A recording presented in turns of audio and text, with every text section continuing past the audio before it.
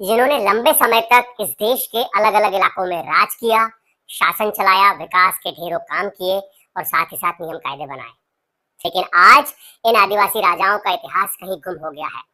आदिवासी योद्धाओं के शौर्य की कहानियां कहीं छिपा दी गई हैं। अलग धार्मिक पहचान के लिए बरसों से जद्दोजहद चल रही है। आदिवासी संस्कृति, परंपराएं, रीति रिवाज भुलाए जा रहे हैं और साथ ही साथ आदिवासी बोली और भाषाएं लुप्त हो रही हैं।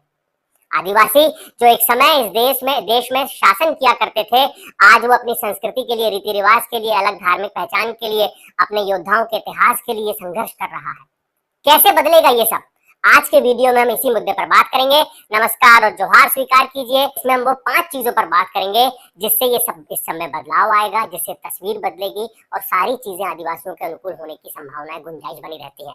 सबसे पहला काम जो मैंने 5 तमाम रिसर्च करके, विचार मंथन करके जो चीजें मैंने सोची हैं, जो बनाई हैं, सबसे पहला काम है अपने इतिहास को दोबारा जिंदा करना होगा। इस बात की शुरुआत अपने इतिहास को दोबारा जिंदा करने से होती है। स्थानीय नायकों की कहानियां जो भुला दी गई या छिपा दी गई हैं, उन्हें फिर से सामने लाना होगा। लोगों को, समाज के लोगों को बताना होगा ताकि लोग जान पाए आदिवासी समाज के गौरवशाली इतिहास के बारे में।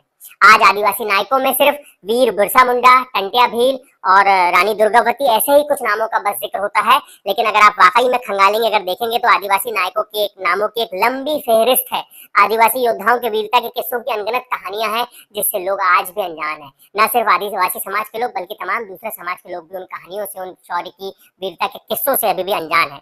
इन सच्ची कहानियों को न सिर्फ सामने लाना होगा बल्कि स्कूल की किताबों में भी शामिल कराना होगा ताकि आने वाली नस्ल जान पाए, गर्व कर पाए, बचपन से ही उन्हें अपनी विरासत के बारे में पता हो, देश के तमाम लोगों को आदिवासी योद्धाओं के गौरवशाली इतिहास के बारे में पता हो।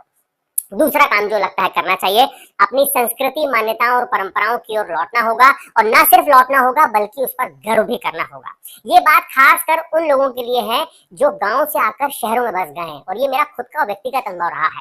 जो मेरे आसपास लोग रहते हैं वो कहीं ना कहीं आदिवासी समाज के जो मेरे मित्र हैं, मुझे ऐसा लगता है कि वो अपनी संस्कृति से, अपनी परंपराओं से, अपने रीति रिवाजों से दूर हुए हैं और लगातार दूर हो रहे हैं।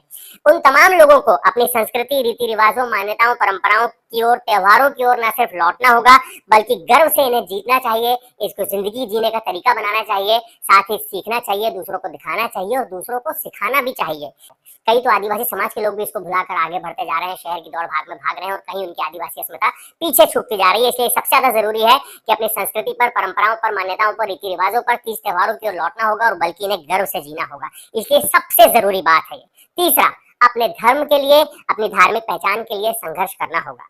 आदिवासी धर्म जिसमें प्रकृति ही भगवान है, आदिवासी धर्म जो सबसे अलग है लेकिन उसकी कोई पहचान नहीं है क्योंकि उसका कोई नाम नहीं है। इसके लिए जरूरी है एक नाम और उसे पहचान दिलाने के लिए जनगणना में आदिवासी अलग जो धर्म कोड है उसका होना बहुत जरूरी है।